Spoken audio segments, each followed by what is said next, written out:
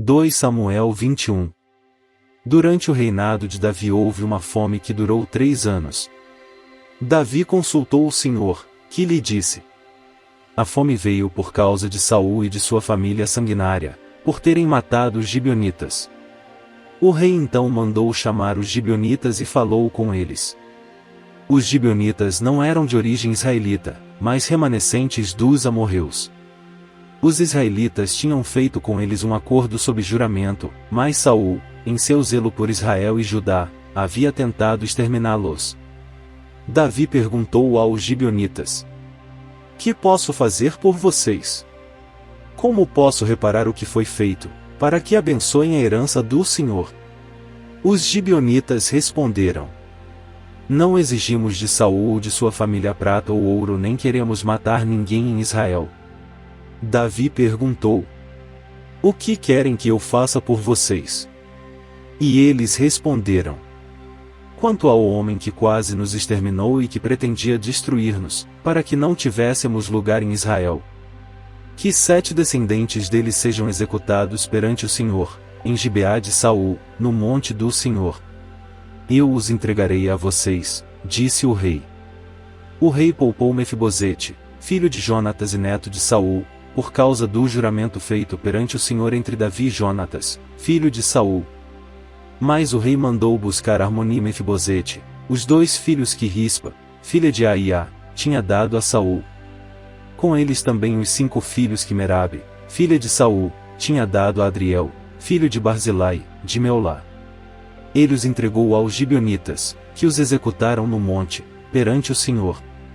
Os 7 foram mortos ao mesmo tempo, nos primeiros dias da colheita de cevada.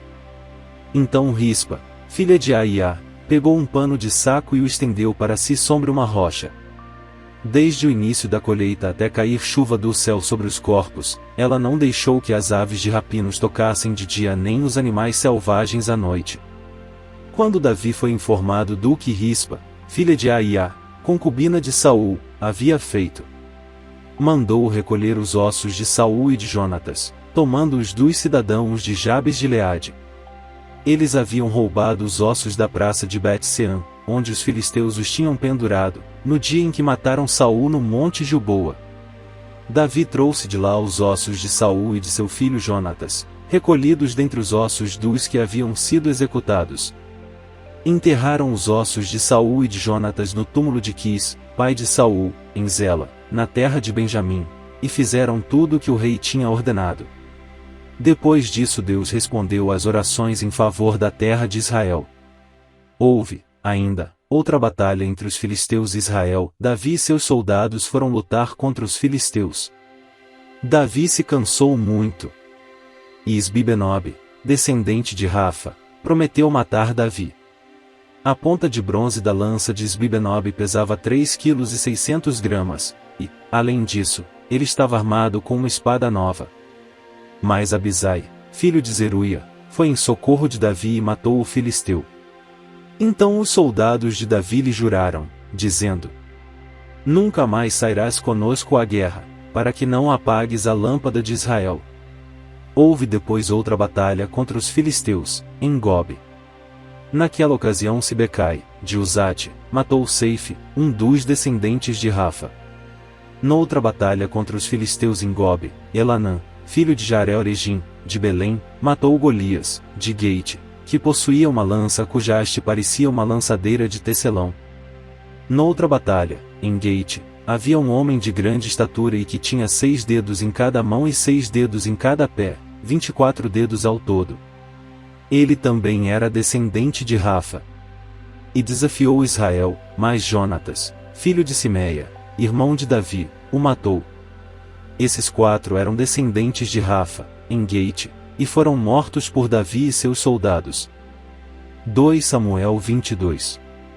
Davi cantou ao Senhor este cântico, quando ele o livrou das mãos de todos os seus inimigos e das mãos de Saul, dizendo: o Senhor é a minha rocha, a minha fortaleza e o meu libertador.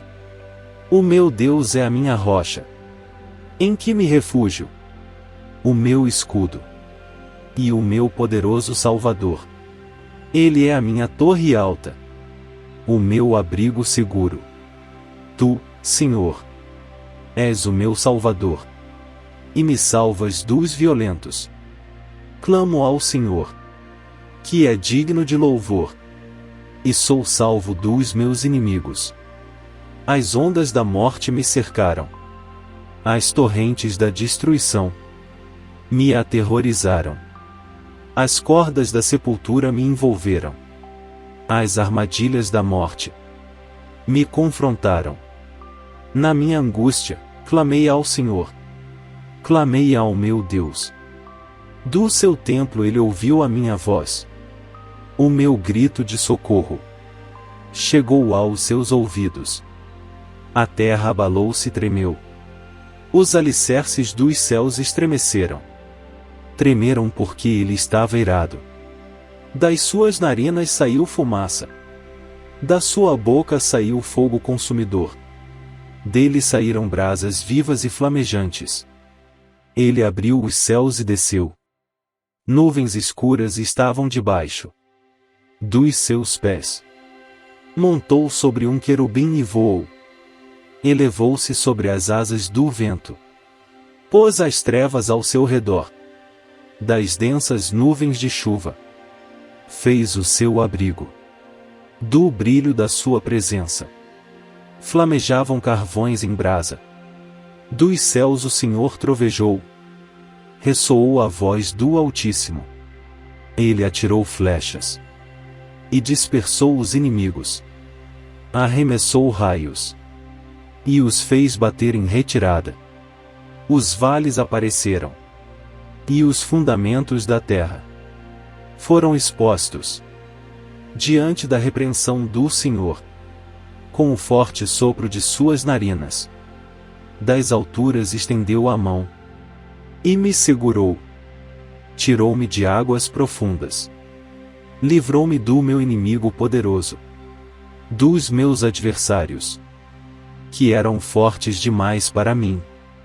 Eles me atacaram no dia da minha calamidade, mas o Senhor foi o meu amparo. Deu-me ampla liberdade. Livrou-me, pois me quer bem. O Senhor me tratou conforme a minha retidão, conforme a pureza das minhas mãos. Me recompensou, pois guardei os caminhos do Senhor. Não cometi a perversidade de afastar-me do meu Deus. Todos os seus mandamentos estão diante de mim. Não me afastei dos seus decretos. Tenho sido irrepreensível para com ele, e guardei-me de pecar. O Senhor recompensou-me segundo a minha retidão, conforme a pureza das minhas mãos. Perante ele, ao fiel te revelas fiel, ao irrepreensível te revelas irrepreensível, ao puro te revelas puro, mas ao perverso te revelas astuto.